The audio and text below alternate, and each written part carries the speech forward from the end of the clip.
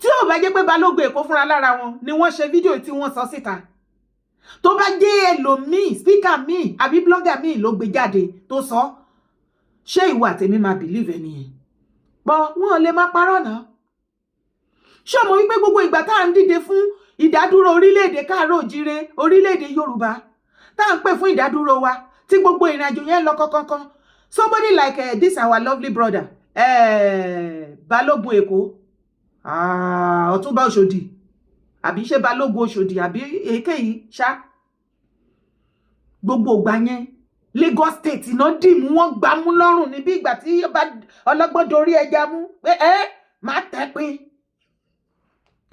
gbogbo ìgbà yẹn àwọn arò wípé ṣé mo wípé kò dẹ̀ pẹ́ náà along the line tí gbogbo ẹ̀ ń lọ ní Kingushi Elegushi Saheed ló ní ohun tí Yorùbá bá fẹ́ dá dúró àwọn ò dọ́yìn o àwọn fẹ́ dá dúró lẹ́kọ̀ọ́ àwọn ò tẹ̀lé anybody so gbogbo èròǹgbà ọkàn gbogbo wa ni wípé wọ́n sọ̀pọ̀tì ọ̀rọ̀ Elegushi wípé Èkó nìkan ò ní Balógun Èkó máa sọ ọ̀rọ̀ Èkó nìkan ọ̀rọ̀ lasgidi tí àti àtó bọ̀jẹ́ tì gbogbo ilẹ̀ káàárọ̀ òjíire ló bọ̀jẹ́ tì wọn ò lè bọ̀jẹ́ láéláé ó bọ̀jẹ́ tì ó bọ̀jẹ́ tì ó bọ̀jẹ́ tì kò lè bọ̀jẹ́ ilẹ̀ káàárọ̀ òjíire ò lè bọ̀jẹ́ ilẹ̀ Yorùbá ò lè bọ̀jẹ́ láéláé lè bọ̀jẹ́ kò lè bọ̀jẹ́ àṣemáyìí náà Balógun Èkó so ẹ̀yin odò tó jìn òun ní Nàìjíríà Ọlọ́run ọba á fún yín ní ọgbọ́n òye àti agbára láti lè wẹ́jà kẹrìsà ní 2018/19 èmi àti ọ̀gbẹ́ni kan tí wọ́n ń pè ní Adéyínká grandson a máa ń sọ̀rọ̀ and strategize ó jẹ́ ìkan nínú àwọn mẹ́mbà YYF Young Yoruba for Freedom ó ní join àwọn monoti ṣùgbọ́n èmi àti ẹ̀ a jọ máa ń strategize bí a ṣe lè gba òmìnira fún orílẹ̀-èdè Yorùbá ṣùgbọ́n ohun tí ó yẹ kí n yẹra fún òun ni pé ìgbà tó bẹ̀rẹ̀ sí ń bá mi sọ̀rọ̀ pé kí a lọ bọ́ǹbù Lagos State ká bọ́ǹbù Muritala International Airport ká bọ́ǹbù Port Authority ká bọ́ǹbù Wharf ni mo block ẹ̀ pé orí ẹ̀ ò pé ọmọ àkókò Ẹ̀dó ó ń bá ẹ̀mí ọmọ Èkó sọ̀rọ̀ pé kí àwa lọ cause mayhem ká cause damage sí ìlú títí èmi pé kò ṣe jẹ́ ká bẹ̀rẹ̀ láti àkókò Ẹ̀dó ìyẹn ni mo fi yẹra fún ó wá continue ní gbogbo 2020 wọ 2021-22 láti máa bú àwọn Ìgbò pé kí wọ́n pa àwọn Ìgbò ṣùgbọ́n ọwọ́ ìjọba UK ó tẹ̀ ó dẹ̀ lọ ṣẹ̀wọ̀n ó ṣe ọdún 4 gbáko ní ẹ̀wọ̀n ṣẹ́rísà ní October 2020 5 years exactly ní èyí tí mo ń bá yín sọ̀rọ̀ àwọn kan jáde wọ́n sún High Court wa ní Lagos State wọ́n sún forensic lab wọ́n sún gbogbo BRF buses tani wọ́n sún Òyìnbó bus garage wọ́n sún police station ní Sẹ̀lẹ̀ àti Orílẹ̀ wọ́n tún wá sún Premier City Hall wa ní Catholic Mission Street mo lè máa dárúkọ tó pọ̀ rẹpẹtẹ damage tí wọ́n kọ̀ sí wa ní ara ní inú Lagos State àti hill tán ṣẹ́rísà ní ìgbà yẹn ọ́díò kan jáde tó ń lọ káàkiri tí wọ́n ní olórí àwọn IPOB ìyẹn Nnamdi Kanu tí ó ń sọ gédégbé pé kí wọ́n lọ pa ọ̀tá yín ó ń sọ pé kí wọ́n sun Oriental ó ní gbogbo nǹkan tó bá jẹ́ ti Yorùbá tó jẹ́ establishment Yorùbá kí wọ́n bà jẹ́ ó níbi kíbi tó bá ti rí yín kí wọ́n make sure pé wọ́n yanjú ọ̀tá yín fídíò yẹn ó ń lọ káàkiri ó dẹ̀ ìwà di èní Ọlọ́run má jẹ́ tó bá yẹ pé nǹkan burúkú ti ṣẹlẹ̀ sí olódì yín ṣé a máa ní nǹkan tá à ń pè ní President Bola Ahmed Tinubu ní èní kẹ́rìsà gbogbo ẹ̀dá tó bá advice yín pé kí ẹ dá sí ọ̀rọ̀ Nnamdi Kanu ọ̀tá yín ni o, kẹsà kẹjìnà sí àwọn èèyàn bẹ́ẹ̀ yẹn. ẹ ò ẹ̀yin èèyàn mi, ta ló lè ever rò wípé gbogbo ìgbà tí ọ̀rọ̀ ìdádúró orílẹ̀-èdè Yorùbá tó lọ lálálá tí gbogbo wọn kúrú tàǹgà, ta ló lè ever rò wípé Balógun Èkó Ọ̀túnba Òṣòdì wípé àwọn náà ní sáìdì ọ̀dọ̀ tiwọn, àwọn náà ń wò pé ọ̀nà wo náà lè gbé gbà láti support ìjọ òmìnira orílẹ̀-èdè Yorùbá. Tí ò bá jẹ́ wípé Balógun Èkó fúnra wọn wọ́n sọ̀rọ̀ ìjáde, bó bá jẹ́ blogger kan àbí speaker kan online ló gbé, gbogbo wa la máa sọ wípé irọ́ ni. Ṣùgbọ́n fúnra wọn náà fẹ́ nara wọn sọ síta. Gbogbo wa la mọ̀ brother wa Adéyínká grandson. So wọ́n ní àwọn méjèèjì wọ́n jọ wà ní inú group ṣe YYF àbí kí náà pé bẹ́ẹ̀ yìí, mo mọ group yẹn tí Adéyínká grandson tó dá sílẹ̀. Bẹ́ẹ̀ ni mo dẹ̀ ní a lot of àwọn bàbá brothers ìyá aunties tí wọ́n wà ńbẹ̀. Òun lèmi náà ṣe máa sọ wípé group pọ̀ bàjẹ́ fún ilẹ̀ káàárọ̀ òjíire. Àwa kan a ní right láti attack any other group because gbogbo wa lájọ wà fún ìtẹ̀síwájú ilẹ̀ Yorùbá. Tí group eléyìí bá lọ́nà tó fẹ́ gbà lélẹ̀, tẹ́lẹ̀ bá ní bí làwọn fẹ́ gbà, èyí tó ò bá gbé òtítọ́ dání òun ló máa miss ọ̀nà. Tó bá jẹ́ òótọ́ ni gbogbo wa jọ gbé dání, a máa pàdé wájú. Ṣé rọ ni? Irọ́ kọ́. Tí ó bẹ̀yẹ pọ̀ fẹ́nu ara wọn sọ́nsì pé àwọn náà wọ́n ní sáìdì ọ̀dọ̀ wọn báwa èmi àti ẹ̀ta ṣe pariwo ìdádúró orílẹ̀-èdè ńgbà náà lọ́dún náà lọ́hùn. Wípé kí ni o, àwọn náà ṣe ti wọn ní abẹ́nú. Èmi rò wípé Lagos State nìkan náà wà fún ni, àbí kò ìyàwó náà lẹ́nu ni. Torí gbogbo wa mọ̀ pé Balógun Èkó kan, Lagos kan, you know, wọ́n tẹ́ pé ni wọ́n gbá mú ni pé níbo Èkó tíatíá elébọ̀ jẹ́. Ó tẹ̀ ti wá dà bẹ́ẹ̀. Tó já sí wípé gbogbo ká dá dúró ká gbọ́ òmìnira orílẹ̀-èdè ilẹ̀ káàárọ̀ òjíire. Èmi rí nírí wípé gbogbo ọmọ káàárọ̀ òjíire la ní interest, la mọ̀ wípé àsìkò ti tó. Ṣùgbọ́n ọjọ́ àti àsìkò tó máa ṣẹlẹ̀, ó ní wá tèmi o mọ̀. Ìyẹn lọ́lọ́run fi ń jẹ́ Ọlọ́run, yóò sì mọ̀ jẹ́ Ọlọ́run títí láéláé ni. Ta ló mọ̀? Kò sẹ́ni tó mọ̀. A lè sọ pé ó máa yá kó pẹ́, a dẹ̀ lè sọ pé ó máa pẹ́ kó padà yá. Ṣùgbọ́n àdúrà tí mò ń gbà fún ìwọ àtèmi òun ni wípé kájọ ṣe kí ni níjọ́ tí ìdádúró orílẹ̀-èdè káàárọ̀ òjíire bá máa ṣẹlẹ̀, kí wọ́n má fi ìwọ àtèmi àti ìdílé wa kó má fi wá ṣàwátì. Ẹ̀jẹ̀ wo sì ní ṣàn nítorí títí ẹ̀ kò ní lọ sí. Tó bàbá Tinubu, àwọn ọmọ yín àwọn náà ti ń bá yín sọ̀rọ̀ yìí o, wọ́n ní ká ẹ yẹra lórí ọ̀rọ̀ Kanu Nnamdi, torí ó ti wá hàn gbangba sí gbogbo wa báyìí sí wípé àwọn àgbààgbà ọmọ Yíbò, senator, minister, governor, name it, gbogbo àwọn politicians, àwọn political leaders and elders wọn ní south east, sorry ó ń ṣe ní north, ní south east, àwọn ọmọ Yíbò, àwọn ni wọn ò fẹ́ kí wọ́n fi Kanu Nnamdi sílẹ̀. Tó bá wá rí bẹ́ẹ̀ o, ẹ bá wa fi Ìgbòho lọ́rùn sílẹ̀ o bàbá. Àbí àwọn politicians náà ló tún ní kẹ́ má fi Ìgbòho lọ́rùn sílẹ̀. Ọ̀rọ̀ dé hùn, ọ̀rọ̀ ti pèsè jẹ́ o, ọ̀rọ̀ yẹn ti fẹ́ máa jọra wọn o. Àbí ẹ̀yin political leader ilẹ̀ káàárọ̀ òjíire, àbẹ́yìn lẹ sọ fún bàbá Tinubu kó má fi Ìgbòho lọ́rùn lẹ́ni. Ẹ jẹ́ àti bí ìṣáná kíyèsí oògùn ọ̀rọ̀ yìí, ó ti fẹ́ máa gbọ̀nà bòmíì lọ o. Torí lẹ́yìn ìgbà tó ti lọ bá gbogbo lọ́ba tá dẹ̀ mọ́ gbogbo àwọn ọba tó lọ bá tó dẹ̀ sún mọ́ bàbá wa, ó yẹ kí ìkọ̀kọ̀ ti ṣẹlẹ̀ náà. Nígbà tí ò ṣe pọ́n pààyàn, tí wọ́n lọ já báǹkì, tí wọ́n dó fàdíyà, mo rò pé ó yẹ kó yàtọ̀. Ibẹ̀ ni kọ́kọ́ là ń lọ. Àbẹ́yìn ò gbọ́ àwọn ará Northern náà. Niger State Governor ó ti sọ̀rọ̀ síta o.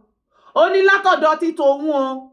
Nísìnyí àwọn yúùtù aráàlú òun, àwọn yúùtù tó ń balẹ̀ lórí as a governor ní Niger State, àwọn ló ń fẹ́ recruit ní about 25 local government nísìn, kí wọ́n kóra wọn jọ, òun fẹ́ recruit wọn, òun á dẹ̀ kó wọn lọ fún àwọn army tó máa train wọn, wọ́n á dẹ̀ kó serious weapon lé wọn lọ́wọ́, àwọn ló fẹ́ lọ face terrorist báyìí.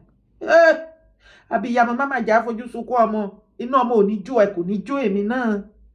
Tó bá ti wá fẹ́ try ẹ̀ nílẹ̀ Yorùbá, ẹ̀yin youth tó bá wá try ẹ̀ nílẹ̀ Yorùbá kó fẹ́ recruit ẹ̀yin youth láti lọ kojú terrorist ẹ sọ fún wọn wípé kí wọ́n lọ kó àwọn serious weapon tó yẹ kí wọ́n kó fún àwọn sójà àtọlọ́pàá kí wọ́n kó fún wọn ìyẹn ìkíní ìkejì ẹ sọ fún wọn wípé a ní àwọn àìmọye group tó jẹ́ security ètò ààbò fún ilẹ̀ Yorùbá Lagos State ní tiwọn Àmọ̀tẹ́kùn wà ńbẹ̀ OPC wà ńbẹ̀ Ìrẹ́kùn wà ńbẹ̀ Àgbẹ̀kọ̀yà wà ńbẹ̀ Àwòkọ̀yà wà ńbẹ̀ ó lọ ṣalalu mélòó la fẹ́ dárúkọ àwọn yẹn ní ká ẹ lọ pé o àwọn ní ká ẹ invite èmi dé state pé gbogbo ẹ̀yin governor South West níbi tá a bá dé mo rò wípé ó yẹ ká ti invite gbogbo àwọn group tí à ń sọ yìí tá à ń dárúkọ yìí bó jẹ́ leader àwọn ká invite gbogbo wọn papọ̀ ká ẹ bá wọn jókòó ká ẹ jọ ṣe meeting nǹkan tá ẹ bá fẹ́ ẹ sọ fún wọn pé fẹ́ kẹ́ ṣe báyìí fẹ́ kẹ́ ṣe báyìí nǹkan báyìí ọ̀rọ̀ yìí àgbùdọ̀ kò ṣe dúró wò mọ́ ẹ má jà dúró dìgbà tó bá wọlé tọ̀ wá lẹ́yìn ó yá ẹ gbà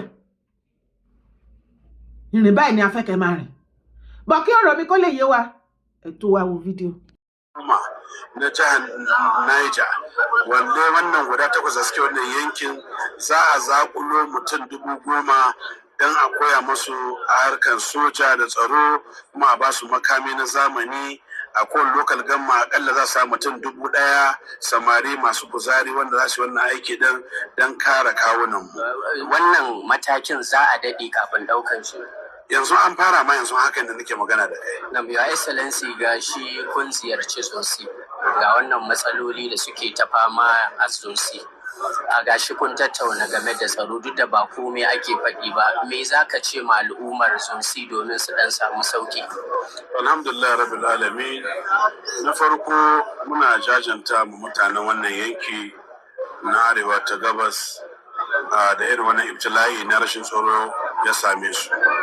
Muna fata kuma Allah ya kawo mana sauki a wannan al'amarin. Bayan haka jigajigai ne suka taru da masarauta da 'yan siyasa da 'yan kasuwa a duba me umar abaisin wannan rashin tsaron kuma an tattauna da an cire maganan bangarancin siyasa da na addini da na yare a duba magana yadda yake don samun maslaha da sauki a wannan al'amarin kuma alhamdulillah an tattauna da fulaninmu da hausawanmu da kambaranmu da ƙabilunmu duk wanda suke wannan yanki kuma an fahimci juna da fatan cewa Allah ya yarda matakan da aka ɗauka za a zartar da su kuma don a nemi samun lafiya. Yanzu ka ji asalin abin da ke faruwa a Zonsi din? Ya riga an ji sosai ai wannan bata boye ba mun samu barayi ne masu zuwa daga Zamfara daga Katsina daga Kaduna su shigo nan su sace shanu su kashe mutane da masu garkuwa da mutane 'yan mugayen aƙida na lakurawa da su aisuwa da boko haram da suke zuwa suna cikin wannan dajikan mu na barguda a gwara su ne wannan maganan biyu da ke tare da mu. Nam akwai shawari da mutane kan ta bayarwa na batun 'yan vigilante. Ọ̀rọ̀ yẹn nìyẹn Niger governor to recruit 25,000 youths as volunteer security officers provide military training to hunt terrorists. So the same soldier Nigeria tẹ́lẹ̀ lọ fún baba ńlá training wọn ò lè kojú terrorists àwọn youth ọmọlọ́mọ tán mọ̀ kankan. Okay. The governor outlined how the recruits will be prepared, saying, I will ensure they receive proper training with the military and are provided with modern equipment.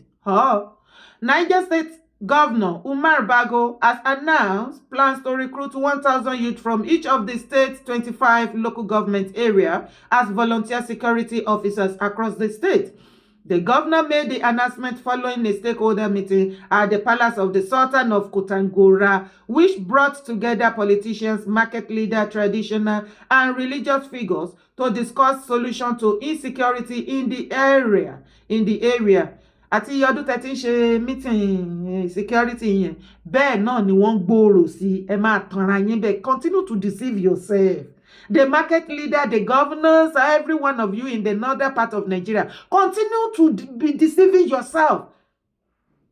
Every other part of Nigeria outside northern part knows that the northern leaders and elders are pampering the terrorists. And you let pamper one, continue to deceive yourself. Ṣùgbọ́n pé ká wá máa rán wọn wá sí sọ́dọ̀ wa ní south ojú yín máa bó ẹ jẹ́ kó mọ lọ́dọ̀ ara yín bẹ́ẹ̀ yẹn kẹ́ máa para yín kò káyé. àwa ń ṣe súyà fún yín. Today, I held a meeting with key stakeholders of Zone C to address security challenges in the area. He explained the scale of the recruitment plan. I have ordered that starting from today, 1,000 youths each across the 25 local government areas of the state be recruited as volunteer security officers in each of the 8 local governments in Zone C. The government outlined how the recruits will be prepared, saying, I will ensure they receive proper training with the military and are provided with modern equipment. Really? Then, kí ló dé tí ẹ ṣe provide the proper and any kind of equipment, the best equipment ever? Tell promise ẹ fẹ́ kó fún youth, kí ló dé tẹ́ kúkú kó fún sójà? Because àwọn sójà ti pariwo síta, wọ́n ní fún wọn ìjọba Nàìjíríà fún wọn ní weapon tó wà pa, wọ́n ní weapon tó wà lọ́wọ́ àwọn family ní terrorist náà pápá, wọ́n ló strong jù èyí tí ìjọba Nàìjíríà tó fún àwọn sójà tí wọ́n lọ kojú terrorist. Nítorí èmi àwọn terrorist ṣe pa àwọn sójà ní pàpàpà tó ń ṣá wọn ní ṣàmúṣà tẹ́lẹ̀rán ṣáná, tó ń gé wọn ní ìgbèkùgbè tẹ́lẹ̀ gẹ́gẹ́. Àwọn terrorist wọ́n sásẹ́yìn, wọ́n sásẹ́yìn, sójà ò rí wọn mú, wọ́n pa àwọn sójà, wọ́n waste sóòlù wọn ní kí ó jẹ́ sí ọkọ̀ tó máa ṣẹlẹ̀ lẹ́yìn. Ṣé máa compensate family wọn ní ẹgbẹ́ mi? Ṣé police tó ń ṣe retirement tẹ̀kún ní 2 million after 65 years of service? Ẹ wá wò ó wípé òkè ẹ ti rẹ́ndà àwọn tó jẹ́ rẹ́ndà àwọn useless, àwọn youth ló kú tẹ́fẹ́ lọ máa pa. Gọ́ọ̀mẹ̀ntì àwọn youth yẹn bọ́ nínú ẹ̀yìn South West government. Ẹ má tíráyẹ̀ o, àwa ní àwọn kú owó àpò security ètò ààbò tí wọ́n dẹ̀ rẹ́dì láti ṣiṣẹ́. Ohun tí wọ́n dúró dè lé lórí jẹ́ báyìí kò ju wípé ẹ̀pẹ̀ wọ́n dúró kẹ́yìn fẹ́ ti gbogbo wọn. Sí round table meeting yẹn dúró. Kí ló ṣe South West governors gan? Kí ló ṣẹlẹ̀ gan bẹ́ẹ̀ ní governors wọ̀ ní South West? Kí ló dé tẹ̀lé ìfẹ́ẹ̀tì gbogbo àwọn leader security tó wà ní Yorùbá? Including the vigilante, àtẹ̀yìn ọba, àtẹ̀yìn ìbálẹ̀, ṣe ní kí ìpapọ̀ pẹ̀lú gọ́vnọ̀, àtàwọn leaders gbogbo àwọn security organization wọ̀nyí nílẹ̀ Yorùbá. Kéde báwọn fọ̀rọ̀ jómi tó rọrùn gbé òkè, ìkan bẹ́ẹ̀ la fẹ́ kẹ́ ṣe, kí ni àwọn nǹkan tẹ́fẹ́ látọ̀dọ̀ wa, ibi bẹ́ẹ̀ la fẹ́ kẹ́ ṣe, ibi bẹ́ẹ̀ la fẹ́ kẹ́ ṣe, bẹ́ẹ̀ bá fẹ́ kẹ́ ìkan bẹ́ẹ̀ lè máa ṣe. Àwọn brothers wa àwọn yìí wọ́n dúró dè ní South West governor. Ṣé bẹ́ẹ̀ rí pé wọ́n ti issue threatening, wọ́n ní àwọn DSS ṣẹ̀ṣẹ̀, wọ́n ti ní pé kí àwọn Kogi àti Ondo State pé kí wọ́n wà alert. Ṣé ó dìgbà tí wọ́n bá ti lọ strike ní Ondo State tó pa wọ́n tó ń gbókùn wọn wọ ìgboro, ìgbà yẹn ní Ayédatiwa? Bẹ́ẹ̀ ni wípé Ayédatiwa ò gbọ́ gbogbo story tó wà lẹ́sìn. Ayédatiwa of Ondo State, ṣó o gbọ́ wípé DSS ní pé kí ẹ̀yin Ondo State kẹ́ wà alert? Ààyè gbọ́ kọ̀ọ̀kan láti mú. As a matter of fact, gbogbo ọmọ Ondo State wọ́n wá Ayédatiwa, wọ́n níbo lẹ wà? Bẹ́ẹ̀ ni pé ẹ̀sí láyé ìjọba Ondo State ti dojú bolẹ̀. Ó kú pí, àgbọ̀n kankan ó ti kú pí. Ó kàn déédéé kú pí náà ni. Kò function, kò sí nǹkan kan. Orúkọ àgbọ̀n Ondo State ti sọnù lórí social media. Orúkọ Ayédatiwa gan wọ́n ń wá kiri, àgbórúkọ Ayédatiwa ti wọlẹ̀. Ìgbà tí orí nǹkan kan ṣe ṣèbíyàn tó bá rí nǹkan ṣe náà máa pariwo ẹ̀. So Governor Ayédatiwa of Ondo State ní pé gbogbo àwọn security leaders organization tó wà ní Ondo State àbí the whole of ilẹ̀ káàró òjìrè kẹ́ ẹ bá wọn ṣe meeting. Kábíyèsí, gbogbo kábíyèsí Ondo State ní pé meeting sì ká lọ bá Ayédatiwa, dúró ṣe bẹ́ẹ̀ ni pé gbọ́. Tí wọ́n bá wá strike tán wá pa àwọn ọmọ lábẹ́ yín, tún wá máa bọ́ síta. Ayédatiwa tá a bá rí tó bá padà lọ strike l'Ondo State, tí wọ́n bá lọ strike lẹ́yìn DSS tó ti fún yín ní alert, tí wọ́n bá padà strike, tí wọ́n bá pa iyọ̀ èèyàn kan ní Ondo State, Ayédatiwa àwa fẹ́ kú, wá fẹ́ lá, because ó ti wà glaring. Ìjọba Trump á jẹ́ ká mọ̀ láti abroad bí a bẹ̀rẹ̀ sí ní competition mọ́ gbogbo yín, ní jẹ́ ká wọ abroad mọ́. Ṣẹlẹ̀ ẹlẹ́fẹ̀ẹ́ gbọ́ràn ni a máa fi wèrè wo wèrè this time around. Gbogbo ọmọ ìran káàró òjìrè, àwa tá wà labroad, iṣẹ́ ti wá di ọmọ aláṣẹ jẹ báyìí. Ṣé rí gbogbo state tó make of Yorùbá land pátápátá, gbogbo governors wa pátápátá, any state tá bá ti rí henceforth tí wọ́n bá ṣe kíni, tí wọ́n strike tó pa innocent soul, sí state yẹn tó jẹ́ àwọn terrorist ni, yálà sórí oko àbí wọ́n jí gbé àbí anything ṣẹlẹ̀, gọ́vnà ìlú yẹn gbogbo ọmọ Yorùbá tó wà labroad ó yá ẹ jẹ́ ká lọ organize petition ká kọ petition mọ́ irú gọ́vnà bẹ́ẹ̀ ẹ nílé wá sí Europe mọ́ US á block yín ó dé pé ẹrù pé eré là ń bá yín ṣe aláàfẹ̀mí àwọn èèyàn wa tó wà lé àfitafàlà iyebíye lẹ̀mí wọn jẹ́ lọ́wọ́ wa ẹ lè má febi pa wọ́n kẹ́ má fìyà jẹ wọ́n kẹ́ má jẹ́ kọ́ rí ilé ayé gbé tẹ́ fi gbogbo nǹkan tẹ́ ra ilé ayé gbé fáwọn ọmọ tìyín tẹ́ fìyà jẹ wọ́n ṣùgbọ́n àwa love wọn iyebíye náà jẹ́ lọ́wọ́ irú àwa yìí àfẹ̀mí wọn tafàlà. They are wonderfully made people. We love our race. I love my people. Mi gbogbo ọmọ ìran káàárọ̀ oòjíire ó jẹ́ iyebíye lọ́wọ́ mi. Ó sì jẹ́ iyebíye lójú mi. Kò kí ń wù mí kán ṣe gbọ́n ọmọ Yorùbá àbí nǹkan Yorùbá. Tó bá wá rí bẹ́ẹ̀, kí lẹ rí sí idea tí mo mú wá? Any state tó bá ti attack tó pa ọmọ sí yín lọ́rùn. Governor state yẹn àtọ́ bá ìlú yẹn a máa competition mọ́ yín labroad ní wọ abroad wọn. Ṣé ìròyìn péré là ń ṣe? Bring it on. Tó o bá like idea tí mo mú wá, má hesitate láti kàn sí mi lórí ẹ̀rọ ìbánisọ̀rọ̀ mi +49 1521 7450243. ẹ jẹ́ ká bẹ̀rẹ̀ sí ní ti action bọ́lẹ̀ ṣe bá pariwo Yorùbá ní ìṣẹ̀lẹ̀ ẹ̀fẹ́ bọ́ pípẹ́ kí wọ́n máa pa wá kẹ́ máa rò pé every time tó bá ti pa wá tó yẹ ká máa bọ́ síta you see you know we shall fish them out we shall accept our àfẹ́ condolence orí burúkú kọ̀ọ̀kan mọ́ enough of your stupid condolence àfẹ́ condolence kankan mọ́ ọwọ́ ara wa fẹ́ fi túwọ́ ara wa ṣe é sìn gbogbo yín gómìnà lọ́ba a máa bẹ̀rẹ̀ sí ní competition mọ́ yín ní rí visa gbà èyí tó ti ní visa nílé wọlé point of entry bẹ́ẹ̀ wọ́n á máa gbà yín padà ní ìgbà yẹn lẹ́ máa mọ̀ wípé you are to go back home and do the needful. bẹ́ẹ̀ ni ilẹ̀ bàbá wa jẹ wá lógún àwọn èèyàn wa jẹ wá lógún bọ́n ti ẹ̀jẹ̀ yín lógún bí ilẹ̀ àtàwọn èèyàn wo jẹ́ ẹ̀yin gọ́vnà ẹ̀yin tá a fi ṣo lórí tí ò jẹ́ yín lógún àti rí yín by their fruit yìí ṣànóde àti mọ̀ wá yín towards us àwa náà ní bẹ́ṣù bẹ̀gbà láti kìgì bojú gbogbo yín bóyá ìgbà yẹn àjọ wa dàrú àwa tùṣà orúkọ tèmi ò yí padà Yèyé Dára Kowé kókókó ó ní mò ń jẹ tó bá support nǹkan tí idea tí mo mú wá má hesitate láti pè mí jẹ́ ká bẹ̀rẹ̀ ká gbégbèsè nísìn ó yá iṣẹ́ ti yá.